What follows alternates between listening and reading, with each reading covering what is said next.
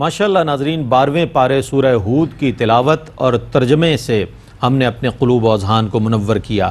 آئیے تفسیر کے لیے چلتے ہیں ممتاز و معروف عالم دین حضرت علامہ مفتی محمد عامر صاحب کی جانب۔ بسم اللہ۔ بہت شکریہ رئیس بھائی۔ بسم اللہ الرحمن الرحیم۔ 12واں پارہ سورہ ہود۔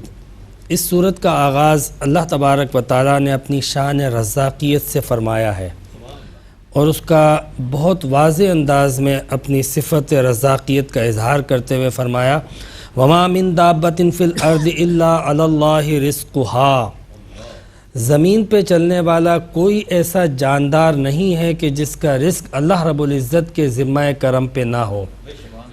یہاں پہ اللہ رب العزت نے اس بات سے انسان کو، مخلوق کو، بلکہ تمام کی تمام مخلوقات کو بے نیاز کر دیا کہ وہ رزق کی فکر میں نہ رہیں۔ ہر ایک کی رزق کی ذمہ داری اللہ تعالیٰ نے فرمایا مجھ پر ہے۔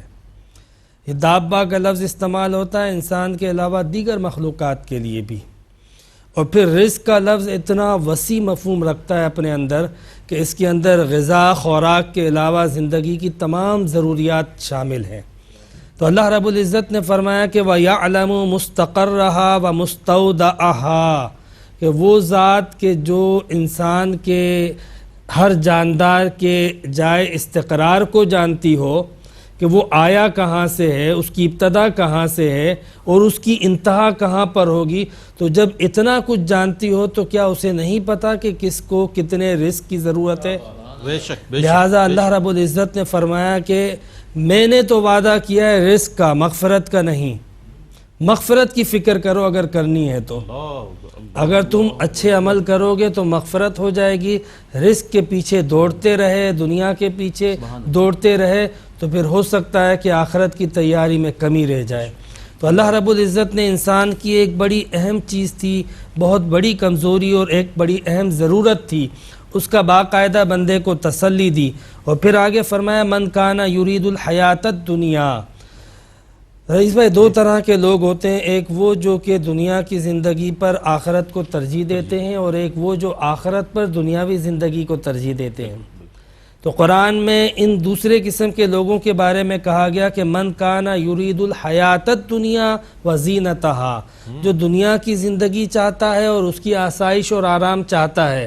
اللہ رب العزت فرماتا ہے نوفی الیہم اعمالہم فیہا وہم فیہا لا یبخسون۔ تو دنیاوی زندگی چاہنے والے کو تو ہم ان کے اعمال کا بدلہ دنیا میں پورا دیں گے، کوئی کمی نہیں رکھیں گے، کیونکہ وہ فقط دنیاوی زندگی چاہتا ہے، اس لیے آخرت میں اس کا کچھ نہیں ہوگا، ہم دنیا میں سب کچھ دے دیں گے۔ یعنی جو کچھ بھی اس کے اعمال ہوں گے اس کے بدلے اس کا رزق، اس کی نیکیاں ہوں گی، کوئی اچھے کام ہوں گے تو اسے آخرت میں کچھ نہ دیے جانے کے سبب سب کچھ دنیا میں دے دیا جائے گا۔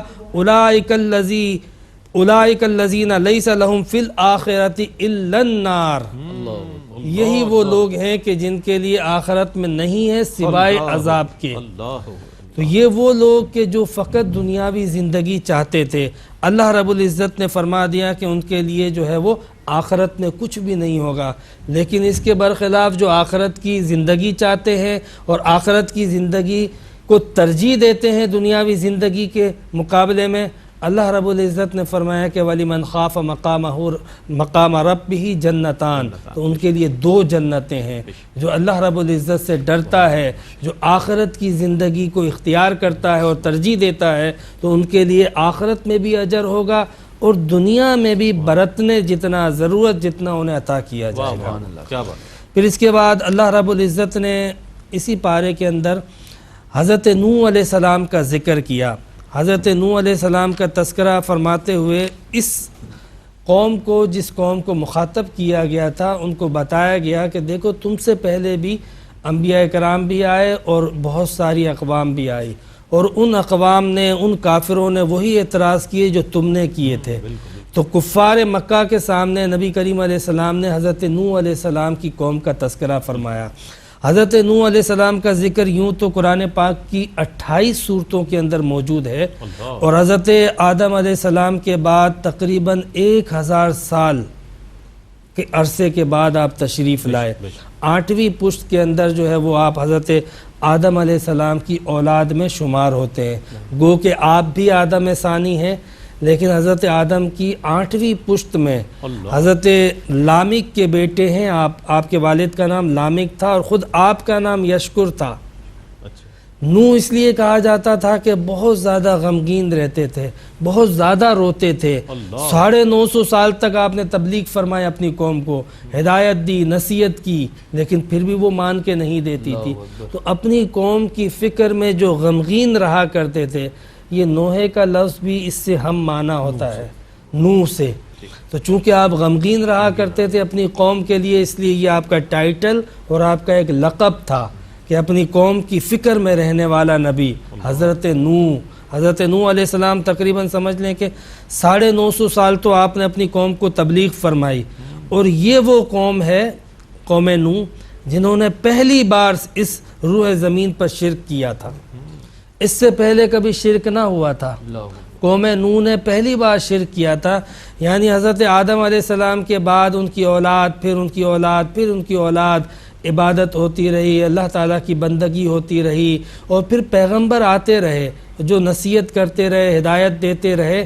یہ پہلے رسول ہیں، صرف نبی نہیں حضرت نوح، یعنی یہ نصیحت کے ساتھ ساتھ باقاعدہ شریعت اور کتاب بھی لے کر آئے تھے حضرت نوح علیہ السلام، کیونکہ بہت سارے لوگ تھے جو حضرت آدم علیہ السلام کی اولاد میں سے جو 5 مشہور عابد تھے، یعوق، یغوث، نصر، ودع وغیرہ۔ تو یہ چونکہ بہت عبادت گزار تھے، تو ان کے بارے میں شیطان نے وسوسہ دیا کہ یہ تو نیک لوگ تھے، ان کی یادگار قائم کی جائے۔ پھر آہستہ آہستہ ان یادگاروں کو پوجا گیا، اور پوچھتے پوچھتے باقاعدہ اس کو کمرشلائز کر دیا گیا، اس پہ کاروبار شروع ہو گئے، اس پہ لین دین شروع ہو گیا، تو یہ ایک بزنس بن گیا تھا باقاعدہ۔ تو اس طرح پھر ان کے اندر یہ شیطان کے بہکانے سے شرک باقاعدہ رائج ہو گیا تھا۔ حضرت نوح علیہ السلام انہیں منع کرتے تھے، اور وہ کہتے تھے کہ کیا تم ہمیں اس سے منع کرتے ہو جس سے ہمارے باپ دادا پوجا کرتے تھے؟